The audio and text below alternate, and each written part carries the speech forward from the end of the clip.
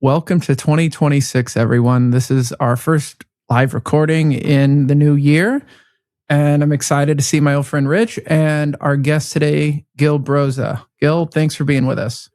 Thank you for having me. Pleasure being your first guest of the year. I first met Gil a number of years ago, and we were chatting about this on LinkedIn, that I was an organizer of the conference, The Path to Agility, along with another team, with a group of people, a team of people. And you were one of our speakers, Gil, and we've just been connected on LinkedIn, I think, for the entire time. And I don't even remember if you reached out to me first or I reached out to you, but I just said, hey, let's jump on a podcast. So thank you. My pleasure. Gil, can you do a quick introduction yourselves for the audience so they can get a little bit about your background? Sure. Gil Broza. I have been active in product development for a little over 30 years. I started as a developer, became a manager, discovered Agile in the year 2000. Before it had the name, I had blog posts to go on. Remember blogs? And I ran a team using Agile methods. Then I got into coaching, consulting, training. I've been independent for 16 years now. I've had about 100 clients so far. And my thing is to help leaders and teams deliver meaningful impact, especially nowadays in the age of AI that has kind of changed everything. And I mostly work in tech companies, but I don't just work with the software development teams. I also work with their colleagues. So I've had client teams in marketing and design and so on. And I love my work. I love meeting interesting people. I love helping people think differently. And I love helping make the implicit explicit. Ooh, that's a nice tagline. So I think now I'm remembering one of the things that sparked our recent conversation is this concept of agility outside of tech. Mm-hmm. What changes when you're working with a non-tech team, like sales or marketing as an example? Well, I would actually work with sales quite differently than I would work with marketing because their work is inherently different. What they're trying to optimize for is different. Their constraints are different. How they're measured is different. What changes is that a lot of the practices don't carry over, but what does change, kind of remain, I wouldn't say constant, but definitely applicable are a lot of the principles of agility. The feedback, the collaboration, the work gradually, the whole kind of, team power type of thing, as opposed to siloing and handing tasks off, getting to done, right? Minimizing waste, working towards outcomes, all the good stuff in agility. It tends to manifest itself differently in those teams. Some practices carry over, some don't. So what I do with such teams is rather than just say, well, here's a list of practices that your tech people use, let's translate them. Instead, we go back to first principles, which, in my terminology, this goes back to all the mindset work I've been doing over the last 10 years. It goes back to what are we optimizing the way of working for? Those are the values, like the 4 Agile values. And out of that, we choose principles to run with. And from that, we design our process. I'm curious, question for both of you, because I'm teaching product ownership last week and this week, and I've broken it up with a week in between on purpose. One of the things I haven't done yet at the 50 waypoint is pull up the Agile Manifesto and talk about those first principles, the values, the 12 principles, all that. Are you both still using, is that a part of your method or your standard practices today? Yeah, personally, always. The principles, not as much. I'd say the principles maybe come up 60, 70% of the time. The values almost always.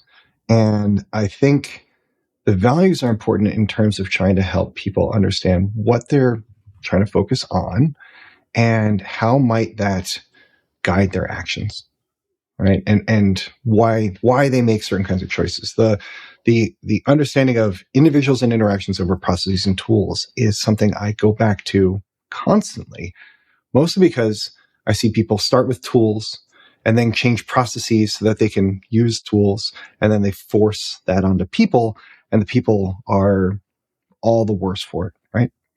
So I try to bring that up of like, I'm here to help you first, right? Let's get you working together so that then we can build processes that enhance that and make that work smoother or more effectively or more efficiently. And then let's find tools that hopefully get the job done, especially on anything that has to happen time and time and time again. So I mostly bring that up as, I bring in the values especially and supported by the principles to help people understand, why did you choose these things? And why are we choosing things in a specific way from an agility standpoint? Gil, what about you? So similar, but I don't actually use the manifesto itself. So much has happened in the last 25 years since it was written. So even when I wrote the mindset book, which was 11 years ago, I recast the values and the principles based on what we knew then from having used this for so long. Okay. So I still use the same 4 values, but the languaging is a little different, especially because I don't want it to be sounding too software focused. And I've also recast the principles. There's a lot in those 12 principles in the manifesto that is actually practices in disguise. And some of the principles that we know are part of agility are not even there, but we've learned them since. Okay. Psychological safety, servant leadership, things like that. There are also some really good things from Lean that are not there. I mean, they're implied if you look carefully and you kind of know what you're doing. But for most people who just want to get their work done, that's not going to happen. So I've recast these things in a way that I believe, produces a complete and comprehensive picture of what is it like when we make choices that are congruent with what we're trying to optimize for. So for instance, one of the values that I use or mention these days is minimizing time to value. This is how people speak in 2026, right? And also explain, well, it also implies minimizing time to learning, right? It's not a separate thing. It's not something we do kind of nice to have if we have time. No, but I try to keep this current. Yeah, I agree. I refer to the values and the principles all the time. I just have stopped kind of stepping students and clients through them and trying to explain how they support each other and how they relate. I try and immediately go to, here's an example in your work, or because often I'm teaching privately. So I have a lot of context, right? When I teach publicly, it's a little different. I don't have context most of the time, but I can say, remember that thing that happened last week, or this thing on your backlog that we were just talking about? Here is how one of those may apply. So I still think we do it. And I think folks like us might think, well, it's 2026. Everyone's seen that. Everyone's seen that ad nauseum. But every week I still get people say, what's the manifesto again? Like, what is it you're referencing? And it's just a good, humble reminder that many people are still hearing this for the first time. Right. Which begs the question of, do we help them with agility as we understand it now, or do we go back to a document that is wonderful, it's succinct, it's to the point, it's wonderful, but it's from a lifetime ago in tech terms, in economy terms, right? In human terms. It's literally a lifetime ago. So one of the things that we wanted to talk about today is the phrase, the in the age of AI, specifically helping, leading, supporting, delivering products in the age of AI. So I think my first question is, how has AI changed the product delivery or product management? So several things come to mind. Obviously, there's the matter of speed. Okay. Now, the matter of speed is significant. This is no longer basic automation like we've had so far, right? We're talking about very fast or practically instantaneous generation of things that would really require somebody to put their brains to it, right? Which is, again, different from the automation of, for instance, building the deliverable as like we do in continuous integration, and right, and deploying it. Okay, this is a lot of technical work which we used to do manually, then we automated it, and so on. But it is not as brain intensive and error prone and subjective as a lot of the development that people are now using with AI. So the speed. The speed means that a lot of your feedback loops have changed. It also means that some things are possible that were not, well, maybe not possible, but definitely not welcome before. So for instance, in agility, we talk a lot about experimentation, right? Put something out and learn from it. How do people relate to it? Well, when experimentation, putting together some type of deliverable that you can put in front of a sample of the intended users and actually wait for feedback and actually take the time to process it. Normally, this would have taken weeks and months. So a lot of teams didn't want to do this. They got pressure from the top. Oh, just forget it. Just build the damn thing and so on. But if now you can shortcut this to, 3 days, then it's almost inexcusable to skip this. Right. That's an interesting point. It's what's the flip side of that coin? Because if it's getting much cheaper and faster to do testing, discover our products, engage real people with feedback, to me, the two obvious negatives I'd like to hear your thoughts on, both of you, is how do we trust that the feedback we're getting is a human? Because if it's easy for us to use AI to develop things, we know that there's millions of bots out there on social media, on the internet, masquerading as real humans. So that's one thing. And then also, if it's that easy to build mock-ups, proof of concept, and gain feedback, aren't we just going to have zero focus? Aren't we going to quickly become overwhelmed by the quantity of things that we can put out? And likewise, wouldn't our consumers also be overwhelmed by the quantity of things that are just getting pushed into their face? For sure, they will be.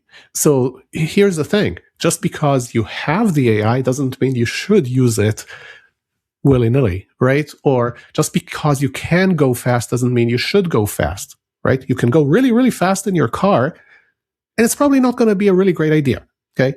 Either legally or for safety reasons. Okay, or for reasons of actually getting where you want to go and missing a turn.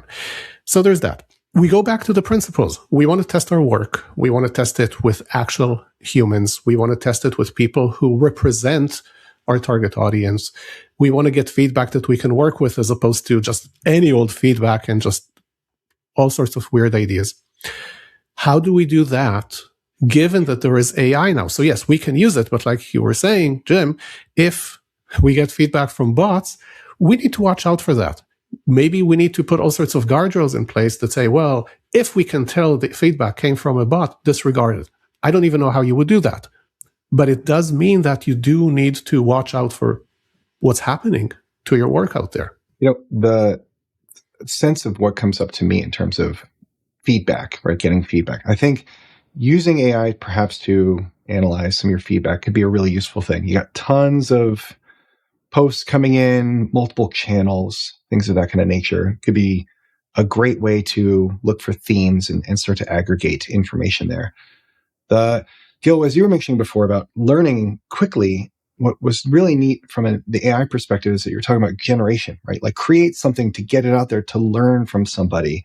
And maybe we also have to go back to some other types of learning and feedback that's not just, here's a message that came on Twitter about our product, but instead actually having a conversation with a user, because I doubt anybody really wants to spend all their time on doing like generated video and a live conversation with me to give me fake feedback, right? Like what's that worth to them? Or combining the types of conversations and posts and everything that we might see with actual user behavior. Right? Like, do we see users connecting in there and that kind of thing? And then again, seeing like, are these trends matching? Maybe using AI to help do some of that work could be really cool and filter out the signal from the noise.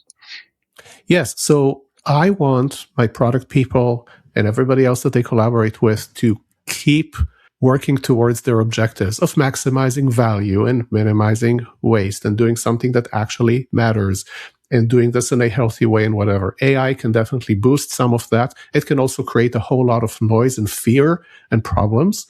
It's because it hallucinates, because it doesn't produce the same results twice, because of all sorts of reasons. So you definitely need to be careful how you use it. And you're not going to be able to use it to accelerate every step. Some steps you will have to do yourself. But the impact to us when we're thinking way of working is that we've created imbalances, right? The ways of working that people are familiar with, call them process if you like, but way of working is of course bigger than that.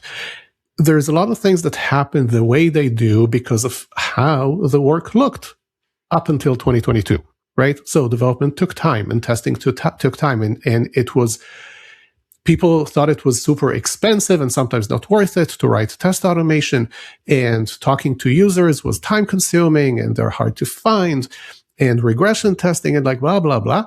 All of this explains why a lot of work processes look the way they do. But now that some steps are faster, some steps are now faster with a lot more errors. Some steps are faster with far fewer errors. The errors that get made are different than what a human would make, right? Yeah. So you definitely have a lot of complications here. You have additional complications because it's not just about process. You have still human beings kind of in charge of the process. So first off, are they actually being in charge? I just read online on LinkedIn just the other day, somebody I totally respect, and he has this, fancy new multi-agent arrangement and this and that. And he said, I don't even review what they write anymore. And I'm like, well, I mean, didn't actually respond to him online, but like, are you sure about that? Because whenever I use AI in coding, doesn't matter, if it's a small problem or a big problem, I find stuff when I review its code. Right. So if right now, maybe in a year, all of this will change. Who knows? But right now, the errors will compound. So if you're prioritizing speed of movement over correctness, that can come back to bite you. Just like we said about technical debt. I think I have a question or an example of a way to bring my two previous questions together into one. So around first principles and how does AI change the game? Because as I mentioned, I'm in the middle of teaching a multi-day, multi-session product ownership class, and the concept of in the Scrum world, we talk about the 3 V's: vision, value, and validation. And I also talk about what I call the 6 A's. Now, 2 of those A's are authority and accountability. And the 6th one that I've added just in the last 6 months is AI aware. And I had a student, almost every time I offer authority and accountability up, I get a lot of questions on it, which is the point. I want those questions. And we look at the Scrum Guide as an example, but I think every modern framework has this way where a product owner doesn't have to do everything, but they're accountable for it being done. And the Scrum Guide would say you can delegate that to other people. Well, you can also delegate it now to an agent, to an AI, to an LLM. But does that remove the product owner's accountability? I don't think it does. And coming back to the principles and values of people and people first, I had someone in my professional life just a couple weeks ago. I asked them a question, a technical question about some architecture things, and they came back to me with an answer, and their answer was objectively wrong. I knew it was wrong when I read it. I also could tell it was AI content. And I said, "Are you sure about this?" I gave them the old Tim Robinson, like, "You sure about that?" And they're like, "Oh, sorry. I went to ChatGPT and asked your question of it, and that's what it gave me." And I'm like, so it felt like they were trying to at worst or best deflect accountability. I'm like, I don't care. I asked a person a technical question that has a right and wrong answer, and they gave me the wrong answer. And their first response to me when I challenged the wrong answer was, that wasn't mine, that was AI. Is that something that either of you are, I suspect you've both seen it, but how afraid of this idea are you of accountability in the age of AI? Rich, what do you think? Accountability is an interesting piece. And as you were mentioning that, it reminded me, I had to pull up the image again, that whether this was true or not, apparently an IBM training manual from the 70s, late 70s, went and said, a computer can never be held accountable. Therefore, a computer must never make a management decision. And yes, like that's great. There is no accountability there. And that is Gil, as you're mentioning this product owner, this product person who's just has I don't even check the code that the AI writes anymore. How many product owners check their developers' code or could even understand it? Probably very little. And yet those people, those developers can be held accountable, right? Like you can say, you did this actually caused legal risk to our business. Are we fired? What's going on? Like, what's the risk that still matters for our business? How are we accountable for the result that happens there? And that I think we don't have a legal framework for dealing with that from an AI perspective, other than, yes, the human who managed this thing, or the corporation that we treat kind of like a human from a governmental perspective, is still accountable for it and has to deal with the consequences. So Jim, to answer your question, from a risk perspective, like how worried am I about it? I think we'll see more of it, as you mentioned. Well, it was just the answer AI gave me. But like, yeah, I don't care. You also then provided it to me, right? You regurgitated what the AI said, which is in some ways a regurgitation of what thousands of people said from whatever it was trained on. And you presented that as the answer. That's your answer now in this meeting, right? So yeah, I'll hold you accountable for it. So look, the legal matters will shake out in the next few years. We can't speak to that. But I do agree with you. Look, even for the next little while, humans are still in the loop. Companies are still made up of individuals, including officers with actual fiduciary responsibility. Okay? So to me, this is no different than somebody on my team made a grievous error. I am the manager. I am responsible. Now, I might have said, well, I delegated. I empowered. I wasn't there. I don't know. Whatever it is, those are all excuses. I'm still ultimately responsible. I think that for businesses to be continually successful, they want to work that way, such that the humans are responsible for what's going on. It is fine if they want to use AI to give them some answers, but like you said, if they actually apply that answer or pass it on, or otherwise present it as the answer, they are now responsible for it. They took a shortcut. Fine. But they need to own up to the shortcut. So I love that you shared about, this IBM paper from 1970, you said? 79. 79, okay. Back when computers could not make managerial decisions, nowadays they seem to be able to. Do we want them to? Now, again, we're still at the stage where AI makes enough mistakes for us to worry about this. Okay? Maybe once it stops doing that, we should worry about our ongoing employment and societal well-being and a whole bunch of other things. Fine.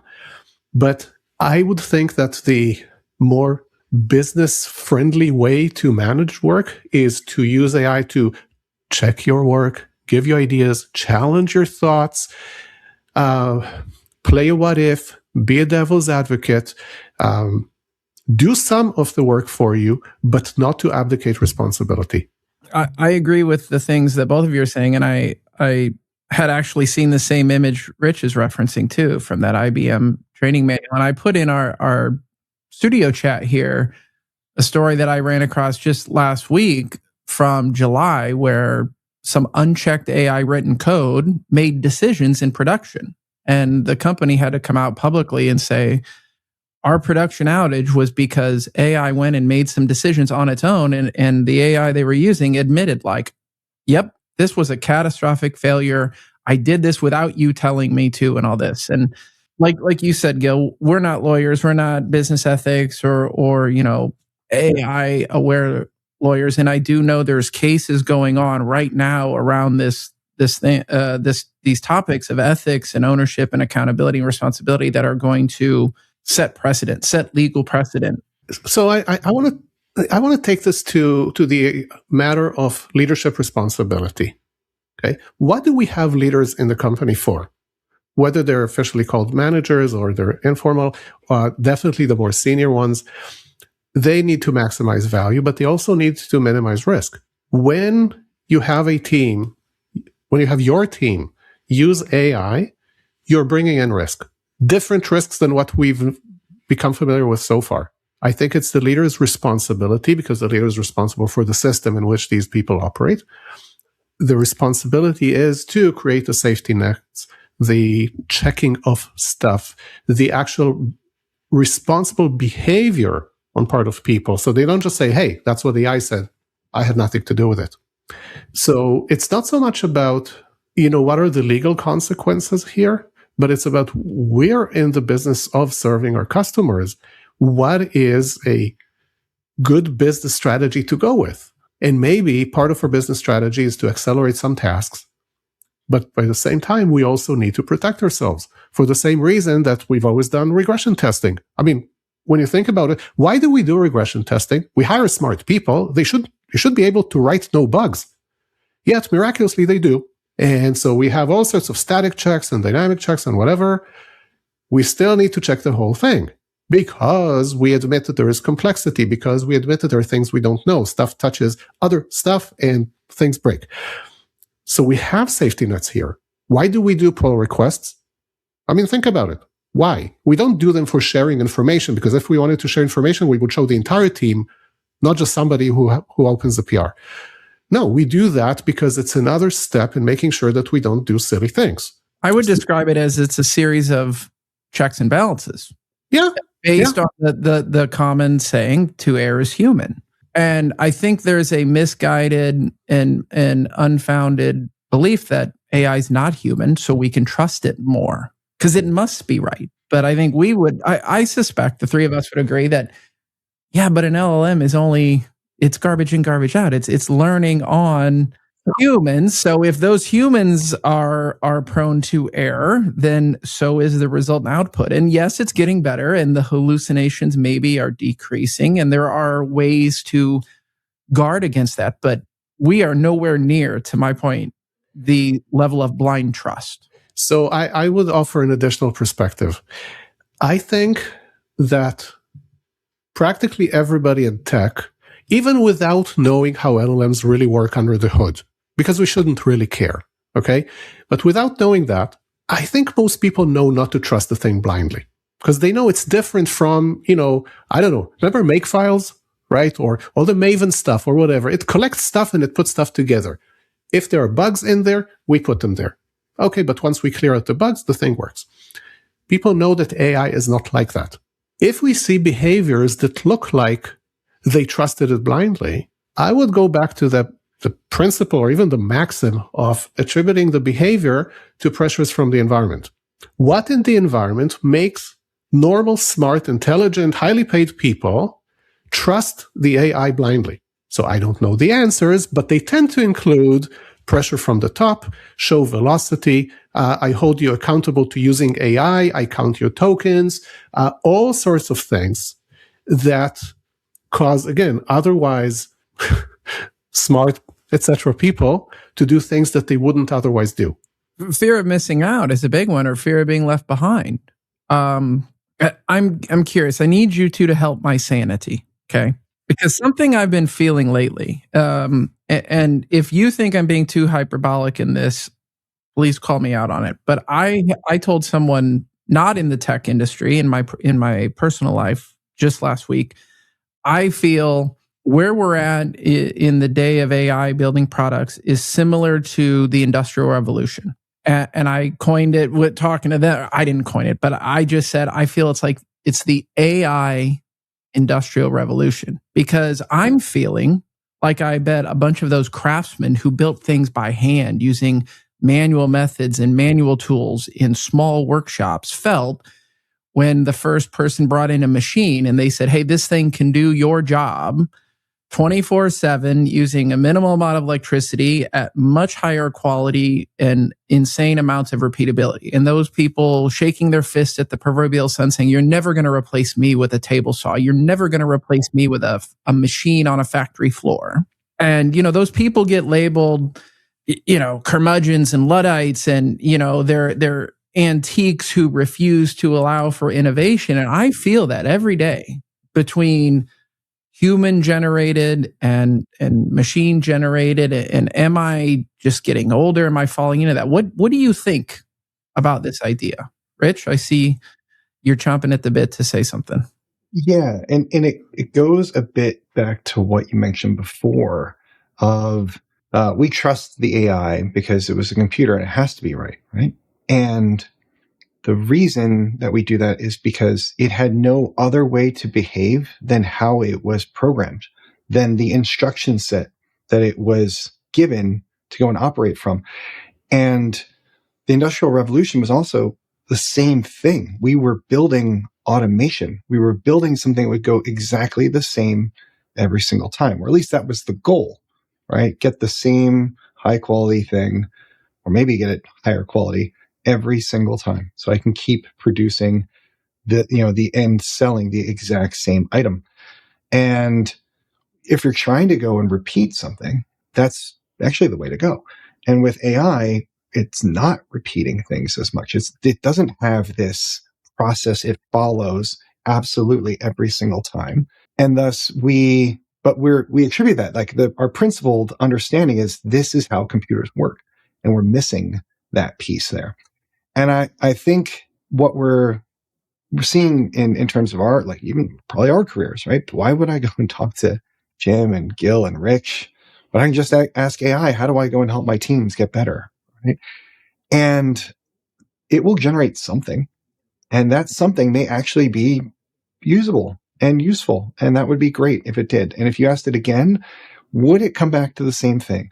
And would it think about what it's actually trying to do for you? Like when we come in with a client, we're actually thinking about like, hey, my reputation's on the line here, right? And my ability to continue working this contract actually relies on me helping this client achieve more value and work through a problem, something like that. And AI doesn't have that thought. And so that's the piece that comes up in my mind is that will AI replace the kinds of things that I can do? Some of them, or at least it'll create a good enough facsimile that it won't really matter. But also, can you trust it in the same way? I don't know if you can. Will it think through deeper what it is that you're trying to accomplish as a group of people or within a market or a marketplace? You're going to run out of tokens. You're going to run out of context window. And it's going to get confused by all the other questions that you're asking it. And the things that it'll be able to do aren't quite the same as in terms of what a human is doing when they're trying to bring that context together, maybe feel an emotional connection to the work, something like that a computer just currently doesn't have. So I agree with you. And I want to also bring us to the question of what do people do in practice? So not so much what worries me, because a lot of this stuff worries me colossally. Like, this is bad. But what do people do in practice? And I think that what they do in practice, and will do more and more of in the next few months and years, is use this thing because it does generate what they think of as a good enough facsimile, to the extent that they think there wouldn't be much added value if I did this myself and took much longer, or if somebody else on the team did this, or whatever. I think what also happens in practice is that people over-delegate to the AI because it is so powerful and so compelling, right? The way it talks is super compelling, right? And it's very much there to make problems disappear. It's not there to help you think, unless you ask it to. It's there to just solve your problem and be done. I have observed this in myself the more I have been using it, both in content and in writing code for the games that I build, that I've become lazy. I've become lazy because there are some things that I realize that, yeah, of course I can do myself, but if I just asked it in English, not in code, to do something, it would do something that is, again, good enough. It's not as satisfying, but it gets me to my goal quicker. So I use it. And there's definitely a process of atrophying happening here of my skills and patience and critical thinking. So I actively try to pull myself away from this and to really kind of judge things as they go along and keep all the good skills in place. But if it's happening to me, why wouldn't it happen to other people? We're saying, well, hey, I could spend 2 hours on this thing, or I can get something in a minute, spend 10 minutes reading it, and then say, okay, fine, good enough. I'm not going to bother because the work queue, the backlog, whatever you call it, is endless. There's always more to do. They, whoever they are, always want more. I am measured on productivity, whatever that means, which is not the type of productivity that we want to measure people on. All of this conspires to create a reinforcing loop of I'll just use the thing more and more, and I'll get better at doing it. It will get better meanwhile. So we're good, right? And again, it goes back to the role of leaders to put in the checks and balances and to notice all of those reinforcing loops that are going to end up in trouble. A question I've got for both of you on this topic is, how do you feel when you receive something that is obviously, at least, if not a copy paste, heavily AI created? And I'll give you an example, Gil. Just so everyone in the audience knows, Gil asked me, like, what type of questions should I be ready for? And I sent him a list of questions, and I wrote every single word there. But let's say that my email to you today was it was full of M dashes, it was full of sycophantic words from ChatGPT, and you just knew, like, Jim didn't write this, AI did.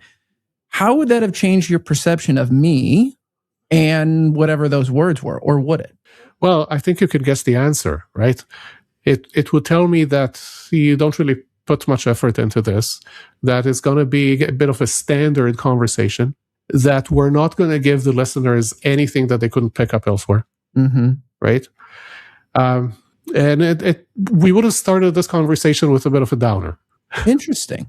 I appreciate your candor, and I'm not surprised by your answer. That's how I feel too. And, it may have created better questions than I did. And right or wrong, that's becoming something I'm being known for, is like, you're getting my opinions with the grammar mistakes and with my biases and with my experience and my opinions and all that stuff.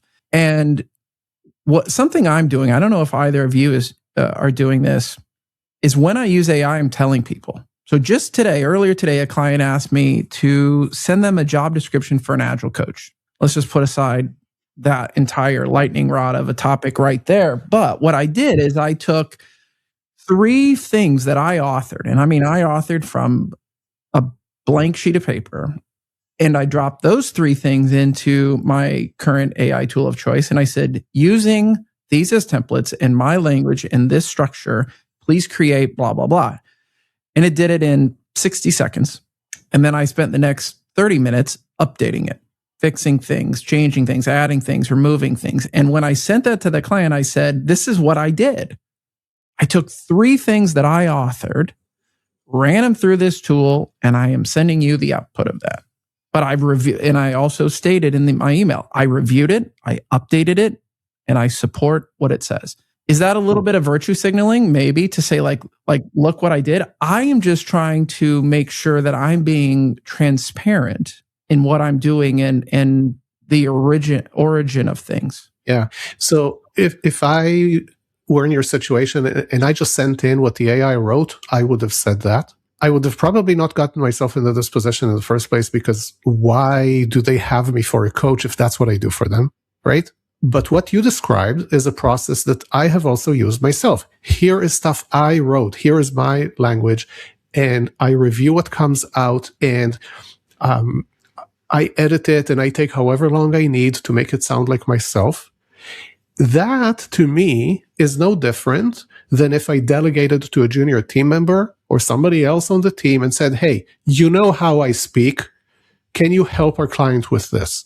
But then it goes back to the matter of responsibility. Notice I use that word, not accountability. I am taking responsibility for sending that to the requester. And I stand behind it. And it doesn't matter how it came to be. It's still mine. It's mine. And really all the AI did here is editing. It's like, I've written 4 books. Yes, I wrote most of the text. Well, the entire text. But then an editor came in and said, well, change this, change that. Maybe add this, maybe add that. I'm not going ahead and saying, well, so the book is 99.25% Gil and 0.75% the other person. The editor is mentioned. Everybody knows that there is an editor, but it's Gil. Yeah. I think just as importantly on what you both said is that you used AI to generate something, and you then looked at the results. You chose to do something with the results. You thought critically about what it gave you. You could have chose to throw away what it gave you and maybe prompted it again, or maybe said, like, I could do a better job writing this myself after spending 10 minutes reading it. And yeah. So that's really taking that responsibility, I think, in mind. And as you mentioned, Gil, of wherever it started coming from, wherever those ideas, came from, to add to them, to augment them, to back them up, to say like, yes, I stand behind this. Did AI write that? Yeah, it did. And I thought it was actually pretty good. And I stick behind it. Or, I did look at what it wrote and I decided to tweak it and change it. But it helped me get unstuck. What else have you done to get unstuck in your life? Right. Yeah. That I think is fine. Yeah. If it writes things in its own language and I pass it off as mine, I do say, I hardly ever do that, right? Because I don't need to, but I would say this is from AI, but I want to also change what it wrote so it sounds like me, because that also communicates things differently. It's not just a matter of I pick this word or that word. The communication comes across different. I can't tell you how many people I have disconnected with on LinkedIn because of the use of AI. Mostly in some random person reaches out and connects with me, and maybe they're in our industry or something adjacent or whatever else. And then almost immediately I'm getting a message privately sent to me that was clearly written by AI. Hey, Rich, I really appreciate what you've been doing in this industry and blah, blah. I'm like, yep, words from my page and website. All right. You don't know anything about me. You haven't been in this field very long.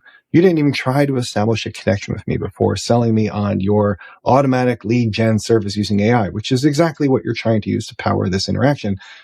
No, we're done. He demonstrated his own product.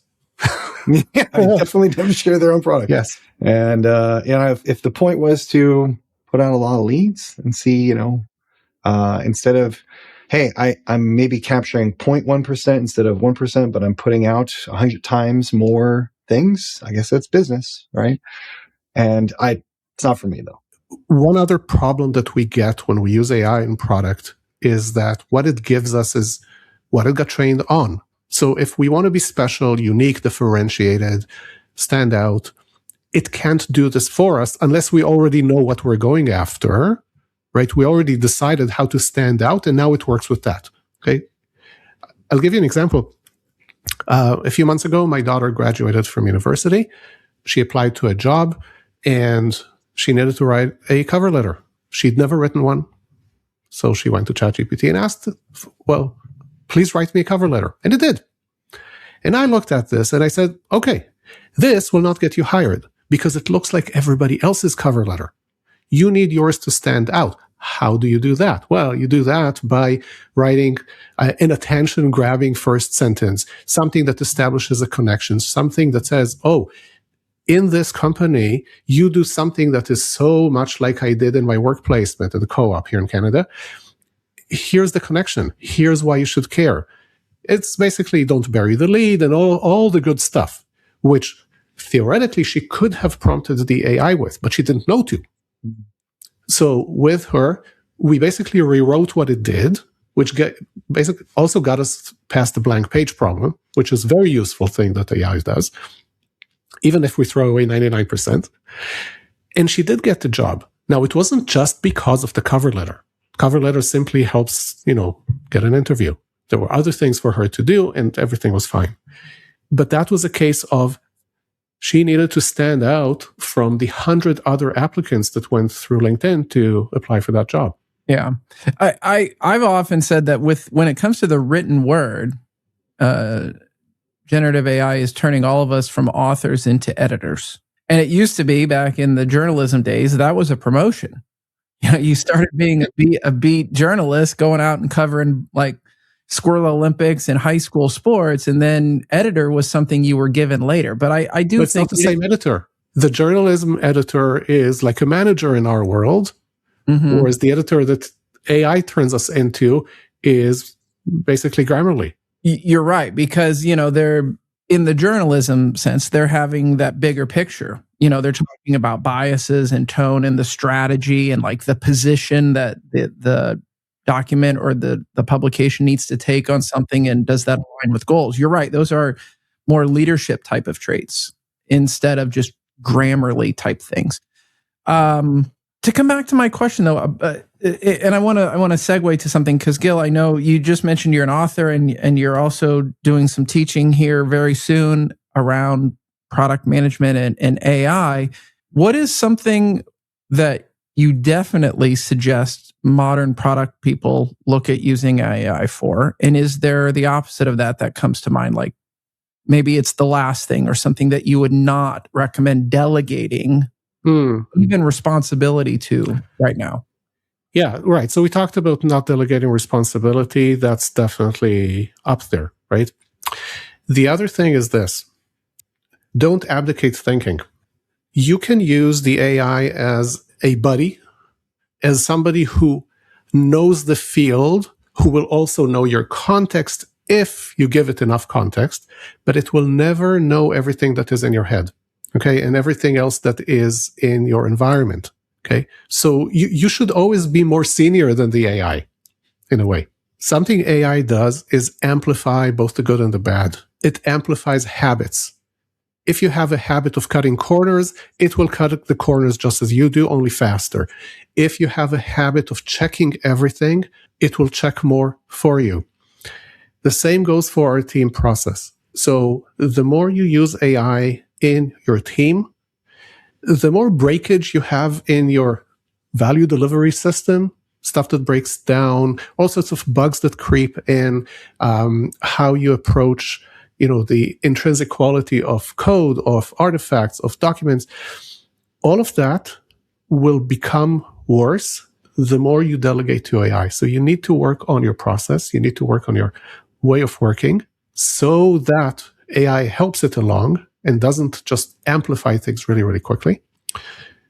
And so that you also react to the new feedback loops that got in place. Like we said earlier, software development, for instance, has looked the way it looked for several decades because of what was true. It took months to do certain things. So we talked about breaking work down this way and that, and a lot of evolutionary design and decision points and all of this. You still need evolutionary design and you still need decision points, but making the coding instantaneous without making sure that those other things happen won't help you. So if you still don't really get useful feedback, generating a whole lot of code faster is just adding to your risk, and it's adding to your tech debt, and it's adding to your overall gap between how the team knows the code and what's actually going in it. Yeah, you threw out some interesting cautionary tales about, you still need to go through the feedback loop and make sure that you can understand it. You don't want to delegate your thinking right there, and that you still need to be the expert, right? That no matter what AI generates or puts in front of you, you have to be senior to that in your understanding of it. And it got me thinking about, I feel a trend that I've seen more of lately, a trend I'm honestly happy to see amongst blog posts and LinkedIn posts and whatever else, and videos, people calling out a concept of that in this age of AI, where you can get all of these things rapidly, the fundamentals maybe matter more now than they did before. That we still need to think critically. We still need to understand why we're putting this work out or what we want it to achieve. Maybe going back to what you said when you introduced yourself, creating meaningful impact. If we don't understand what some of those things are, we lose it. So is there another fundamental that you think that people should lean into, whether they're using AI or not, something that they should go back and take the time to learn and not prompt ChatGPT to go and learn it for them? So in this course I teach, leading AI-enabled product teams, the first thing we do is say the fundamentals haven't changed.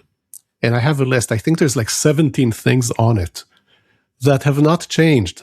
So I don't know that I can call out any one of them in particular, but I can just quickly run through the list, and I'm sure our listeners can have will resonate with a whole bunch, if that's okay. Yeah, or like your top ones, whatever key things are there, go for it. Okay, so you clearly need a solid business model and product strategy, right? That doesn't go away. Okay, another thing that I talk about, I have taught thousands of people how to do, is really to have this intentional and explicit mindset, which is basically the strategy for getting work done.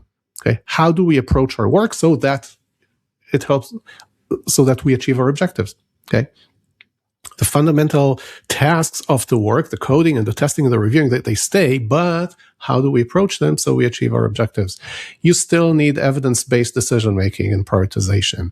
You still need alignment, okay? You still need outcomes over output. The code still needs to be maintainable. Just the fact that it can be regenerated doesn't mean you want to regenerate it, okay? So there's that. You need a humane and motivating work environment. I think AI is killing that, not just because of what happens to people's employment, but I think most people in tech did not go into it to become orchestrators of agents. I think they came into this to solve interesting problems. They still get to do that some because they still need to decide what to tell the AI, but to mostly be reviewing output and correcting it and doing this and doing that, I think most people didn't sign up for that. So you need to deal with that. We talk a lot in this agility space about engagement and empowerment and trust. How do you trust people now when they use tools that are so powerful? And this becomes an extra challenge for leaders because, anybody who's listening to us who is managing a team or multiple teams or teams of managers, I'm sure there are some people on their staff who are probably not the best performers on earth. How do they deal with that? So they have their answer. And now we equip those people with super powerful tools, nuclear grade tools, okay? And we tell them, okay, go do your work. AI in the hands of people who are still not 100% competent or have the skills to check the work properly or fully in tune or even know the context themselves, that's dangerous. The nuclear option is a really apt analogy, right? That you think of all these superpowers in the world that have nuclear arms, and some of them will flaunt them kind of openly. And yet, for the most part, you see people saying, we have such great power. We really don't want to have to use it, right? It's, we have to really make sure that this is warranted. And we're experimenting with some crazy power right now that we maybe don't understand just how important it is to use it wisely. Yes, and we're using it with the overt purpose of efficiency and getting stuff done faster and quantity of things. Should we? So anyway, we kind of went philosophical here. We again, not really our mandate here, but what I think is happening now is AI is creating definitely a lot of problems for team members. The whole matter of teamwork has become different, teaming skills, there's a whole world of that.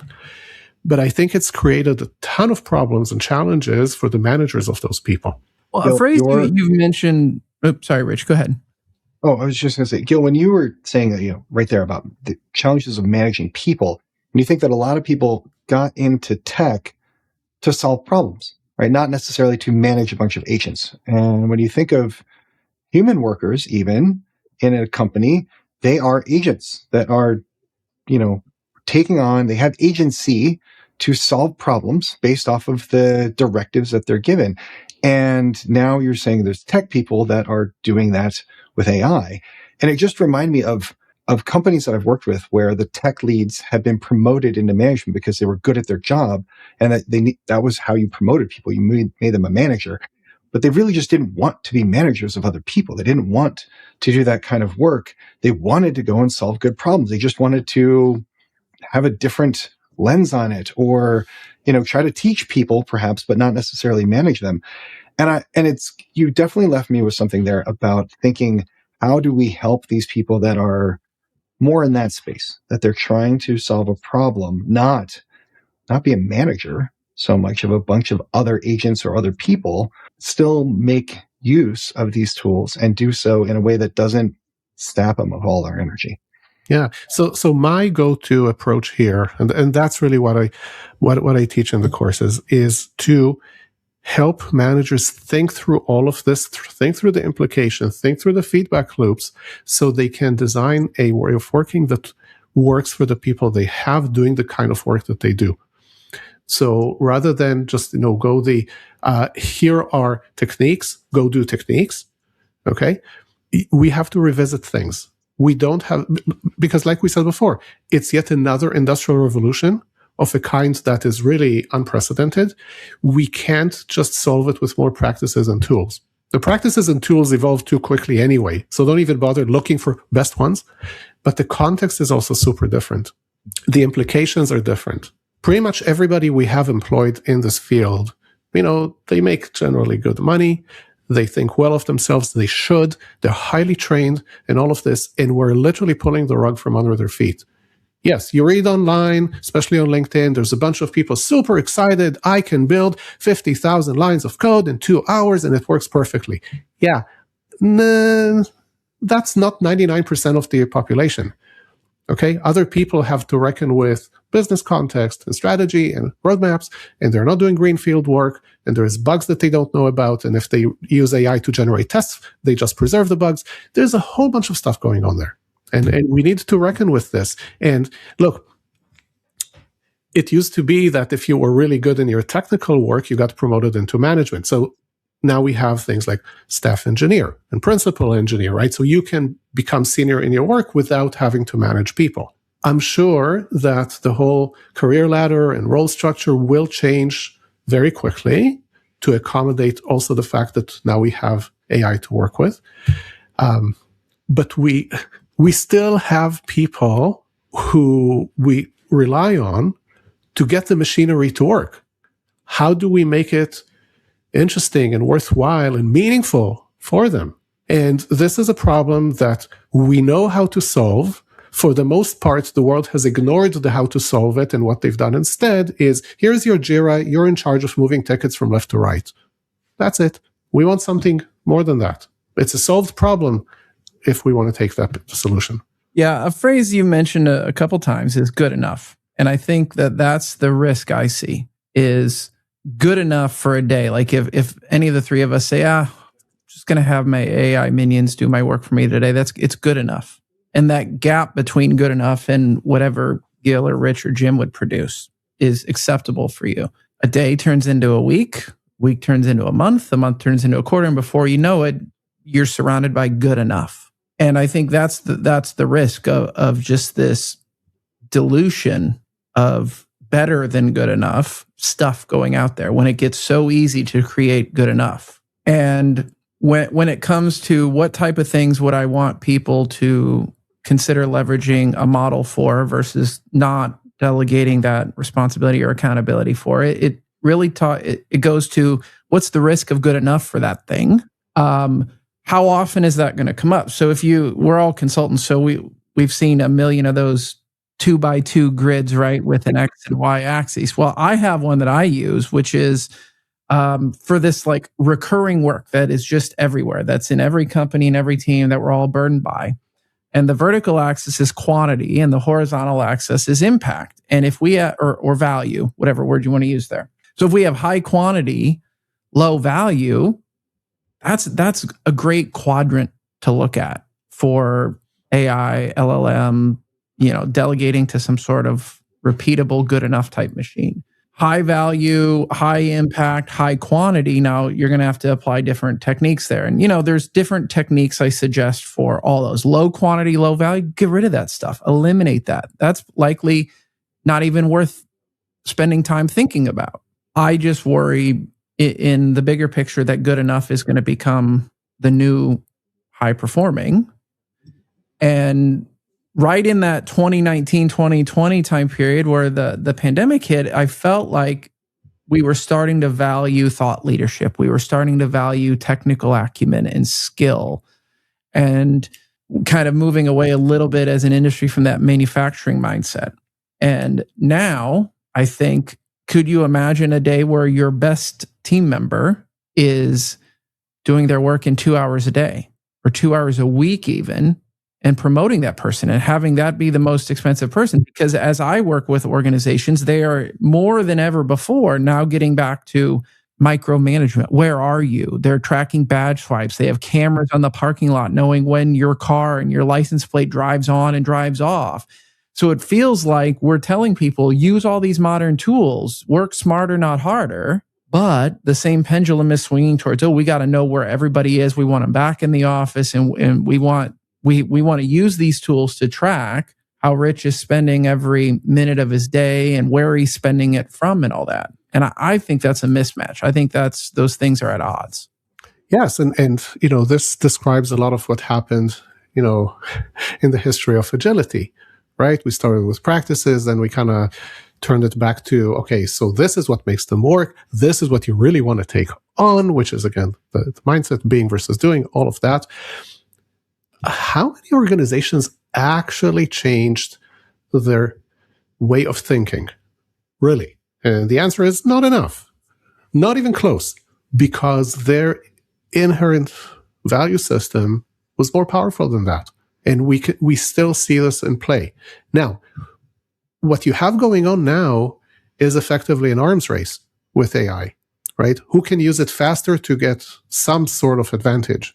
So it becomes a game of quantity. When quantity, output, is the dominant value, other things fall by the wayside. You mentioned the pandemic, in the first few months, all of a sudden, organizations value safety. The safety we've been talking about all those years, wow, now everybody's actually valuing it.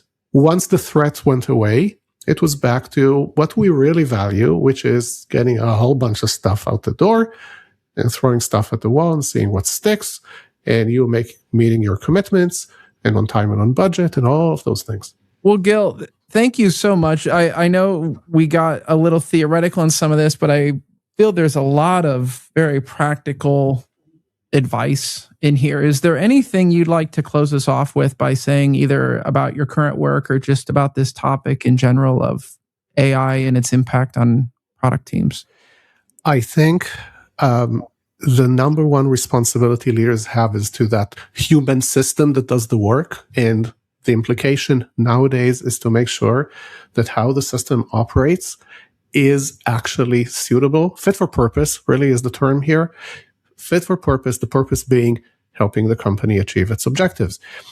You are not going to get that by just grafting on tools. So yes, you can throw in Copilot and Cloud Code and Cursor and whatever. That's grafting them on. I think the time is now to have a rethink of the process, specifically of the entire way of working, including how the leader is leading, because the speeds have changed, the feedback loops have changed, the system has changed, and we need to stay current. Otherwise, we're just doing a disservice to the company. Rich, last thoughts? I appreciate that sense of change, right? And when I think of finding this change, still doing so in a principled manner, right? Doing things with a lot of the fundamentals in mind that you said, how do we still help our organizations achieve their objectives? That doesn't go away, whether we use AI, whether we're a 5-person shop or a 30-person shop or a 2,000-person shop. And so finding those things that matter, that we find important to hold to also be able to live with ourselves as we go through this change. And that can guide us to saying, if this isn't working, what do we go try instead? That seems really, really key. But Gil, I gotta also just, as a last little closing bit here, thank you as well for the thoughts on those core fundamentals and some of those, processes that you bring up in your classes here. They're definitely going to get me thinking a little bit more about some of the ways that people engage with AI and how I even do it in terms of understanding why I'm doing a certain kind of thing and how I continue to lead through with those core fundamentals in mind. And I think I'm going to end by just plus wanting what Gil said to leaders, right? Like, if one of the biggest things that I see out there is managers and leaders who know their teams are buried, they know they're struggling, they know they need help, and there are too many of them. If you want to use a mental model or a metaphor here, like imagine if you have a teammate who's drowning and you're throwing them a life vest or a life preserver, but it's AI. And you think, well, this is going to solve all their problem. This is what they need. I just help them. You may have actually just thrown them a massive anchor or something. And, the belief of this is how I'm going to help them, I don't think has changed yet. Maybe in the future, but right now, leaders need to apply intelligence, discernment, and empathy and care and all these other things to helping the people that work for and with them. And please don't see AI tools as a life preserver that's going to solve those problems. And as you know, every time you solve the top problem, the second one gets a promotion, right? That's right. I've heard that before. I think on this very podcast a bunch of times. I love it. Thank you so much for being with us. Thank you.